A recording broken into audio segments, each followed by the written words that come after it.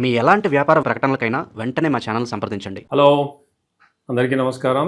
నేను doctor Sridhar Reddy, homeo physician. ఇప్పుడు చలికాలం జరుగుతుంది కాబట్టి చలికాలంలో వచ్చే డిసీజెస్ కానీ ప్రాబ్లమ్స్లో స్కిన్ ప్రాబ్లమ్స్ ఎక్కువ ఉంటాయి.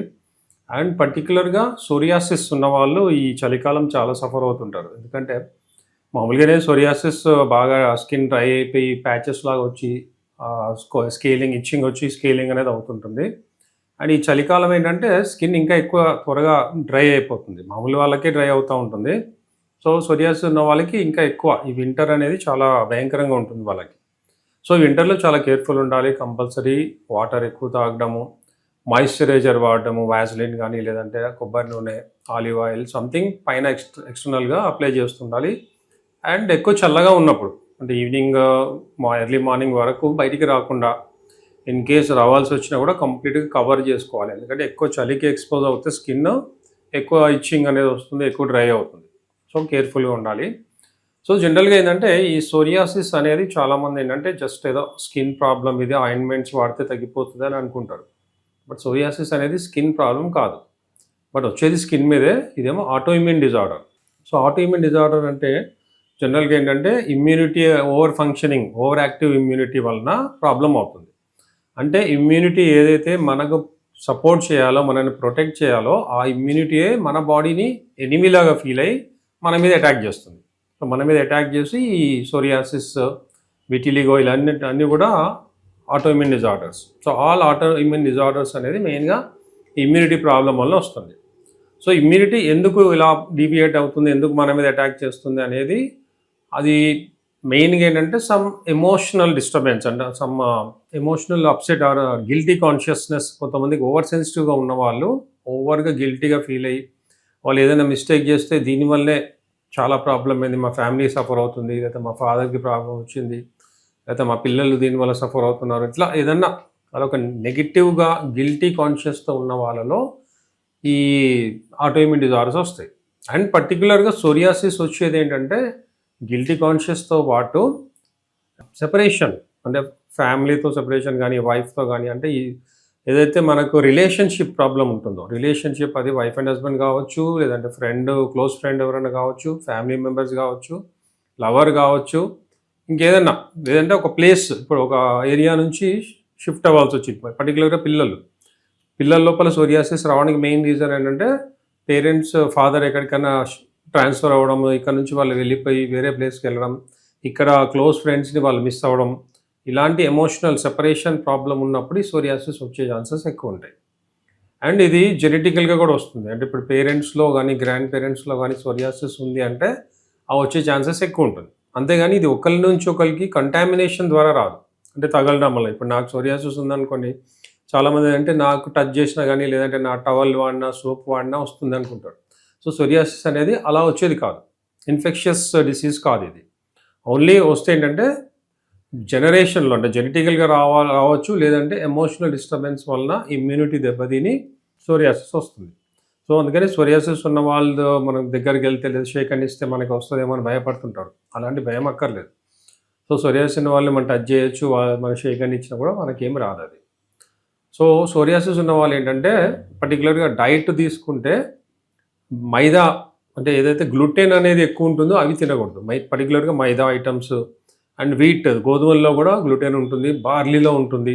సో ఇలాంటివి ఏంటంటే పర్టికులర్గా చలికాలం మ్యాక్సిమం తగ్గియాలి. మైదా అయితే అసలు టోటల్గా అవాయిడ్ చేయాలి, బేకరీ ఐటమ్స్ కంప్లీట్ స్టాప్ చేయాలి. అండ్ బాడీ ఇమ్యూనిటీని పెంచుకోవడానికి ట్రై చేయాలి. అంటే పర్టికులర్గా వాకింగ్, ఎక్సర్సైజ్ ఇట్లాంటివి చేయడం, ఎండకి ఎక్స్పోజ్ అవ్వడం, ఇలాంటివి చేయాలి. మెంటల్లీ ఎంత కూల్గా, హ్యాపీగా, పాజిటివ్గా, కాన్ఫిడెంట్గా ఉంటే అంత తొందరగా సోరియాసిస్ అనేది కంట్రోల్ వస్తుంది. అండ్ జనరల్గా అలోపతులు కానీ వేరే అదర్ సిస్టంలో సోరియాసిస్కి ట్రీట్మెంట్ లేదంటే క్యూర్ అనేది లేదు. ఆయింట్మెంట్స్ ఇస్తారు, స్టిరాయిడ్స్ ఇస్తారు, దానివల్ల కంట్రోల్ ఉంటుంది తప్ప తగ్గదు. అండ్ అలోపతులు ఏం చేస్తారు, ఇమ్యూనిటీని సప్రెస్ చేస్తారు. ఇమ్యూనో సప్రెసెంట్స్ అని ట్యాబ్లెట్స్ ఉంటాయి. సో ఇమ్యూనిటీ ఓవర్ యాక్షన్ ఉంది, ఓవర్ ఫంక్షనింగ్ ఉండి బాడీ మీద అటాక్ చేస్తుంది కాబట్టి ఇమ్యూనిటీని తగ్గించాలి అని వాళ్ళు ఇమ్యూనోసప్రెసెంట్స్ అండ్ స్టీరాయిడ్ ఆయింట్మెంట్స్ ఇస్తారు. సో దానివల్ల టైం బీయింగ్, అంటే ఇమ్యూనిటీ తగ్గుతుంది కాబట్టి అటాక్ చేయడం కొద్ది స్లో అవుతుంది. బట్ అది ఎంతకాలం అలా చేస్తారు? ఇమ్యూనిటీ తగ్గింది అంటే ఆటోమేటిక్గా ఏమవుతుంది, వేరే డిసీజెస్ కూడా మనకు ఎంటర్ అవుతాయి. ఒకసారి ఒక ఆటోఇమ్యూన్ డిజార్డర్ వచ్చింది అంటే వేరే ఆటోఇమ్యూన్ డిజార్డర్స్ రావడానికి ఇంకా ఈజీగా స్కోప్ ఉంటుంది. అండ్ జనరల్గా ఇప్పుడు మనం కోవిడ్ టైంలో చూసాం, ఇమ్యూనిటీ తక్కువ ఉన్న వాళ్ళందరికీ ఈ వైరస్ అనేది ఈజీగా వస్తుంది. జలుబు, దగ్గు, ఆయాసము ఇలాంటివన్నీ ఈజీగా వస్తాయి. సో ఇమ్యూనిటీ తగ్గడం వల్ల డేంజర్ అవుతుంది మనకి. సో ఇమ్యూనిటీని ఎప్పుడు తగ్గించకూడదు.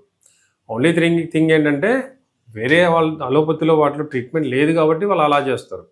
సో మా దగ్గర ఏంటంటే మేమిచ్చే ట్రీట్మెంట్ వలన ఏదైతే ఇమ్యూనిటీ డీవియేట్ అయిందో, అంటే మన బాడీని ప్రొటెక్ట్ చేయాల్సిన బదులు అటాక్ చేస్తుందో దాని మీద డైరెక్ట్గా మా మెడిసిన్ పనిచేసి దాన్ని నార్మల్కి తీసుకొస్తుంది.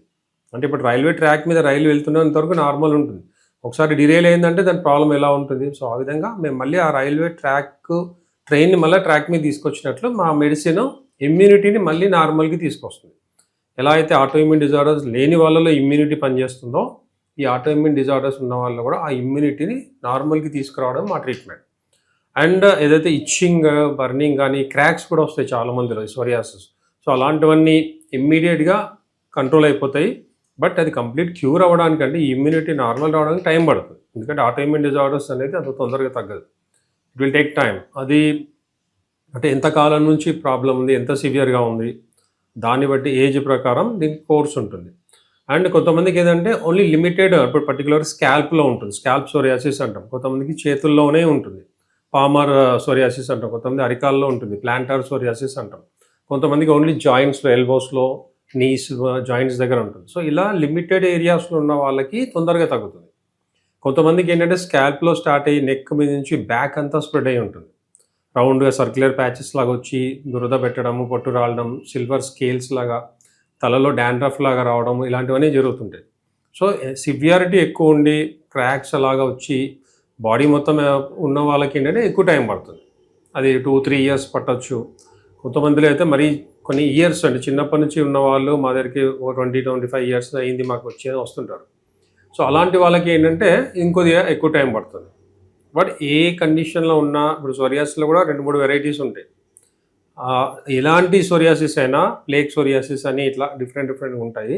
సో ఏ సోరియాసిస్ అయినా ఎంత సివియర్గా ఉన్నా, ఏ ఏజ్ వాళ్ళకున్నా, ఏ జెండర్ వాళ్ళకున్నా, అది లేడీస్కైనా జెంట్స్కైనా ఎవరికైనా కూడా మేము ఇచ్చే ట్రీట్మెంట్ వల్ల 100% క్యూర్ ఉంటుంది. మా దాంతో ఏంటంటే ఒకసారి క్యూర్ అయింది మళ్ళీ రిటర్న్ రాదు, కంప్లీట్గా పోతుంది. ఈవెన్ దాని ప్యాచెస్ అయితే సోరియాసిస్ తగ్గిపోయిన తర్వాత డార్క్ కలర్ ప్యాచెస్ ఉంటాయి కొంతమందిలో, అది కూడా ఉండవు మా ట్రీట్మెంట్తో. అండ్ కొన్ని సివియర్ కేసెస్లో సోరియాసిస్ వలన ఆర్థరైటిస్ కూడా వస్తుంది. సోరియాటిక్ ఆర్థరైటిస్ అంటాం. ఇప్పుడు ఆస్టియో ఆర్థరైటిస్, రుమటైడ్ ఆర్థరైటిస్లో ఎలా అయితే మోకాలు కానీ జాయింట్స్ చాలా సివియర్గా పెయిన్ రావడం, మళ్ళీ నడవలేని పరిస్థితి వస్తుంటుంది. అలాంటి కండిషన్ కూడా ఒక 30% సోరియాటిక్ పేషెంట్స్లో ఈ సోరియాటిక్ ఆర్థరైటిస్ వస్తుంది. అలాంటి వాళ్ళకి కూడా మా ట్రీట్మెంట్ వలన కంప్లీట్గా సోరియాసిస్ వల్ల వచ్చిన ఆర్థరైటిస్ కూడా క్యూర్ అయిపోతుంది. వాళ్ళు మళ్ళీ నార్మల్ అవుతారు, మళ్ళీ నార్మల్గా వాళ్ళు నడవగలరు, నార్మల్గా మెట్లెక్కగలరు, కంప్లీట్గా తగ్గుతుంది. ఓన్లీ థింగ్ ఏంటంటే ఈ ఏదైతే స్ట్రెస్ ఉందో, ఎమోషనల్ స్ట్రెస్ అనేది కంట్రోల్ చేసుకోవాలి. మేము కొంత ఎక్సర్సైజ్ చెప్తాము, అది చేయాలి. అండ్ డైట్ కూడా పర్ఫెక్ట్గా ఇంట్లో చేసిన diet, all vegetables, fruits, non veg కూడా తినొచ్చు. ఓన్లీ థింగ్ ఏంటంటే మైదా ఇలాంటి బేకరీ ఐటమ్స్, షుగర్ ఐటమ్స్ తగ్గియాలి. సో సోరియాసిస్ అనేది 100% క్యూరబుల్. ఈ చలికాలం కొద్దిగా జాగ్రత్త ఉండండి, మాయిశ్చరైజర్ వాడండి, వాటర్ ఎక్కువ తాగండి. అండ్ ఇనీషియల్ స్టేజ్లోనే వస్తే ఇంకా ఎర్లీగా 6 monthsలోనే కంప్లీట్ క్యూర్ అవుతుంది. సో 6 months to 1 year పట్టచ్చు. క్రానిక్ కేసెస్లోనే 2 to 3 years పడుతుంది. సో సోరియాసిస్ వచ్చినా టెన్షన్ పడద్దు, భయపడద్దు, 100% క్యూరబుల్ అండి. Thank you.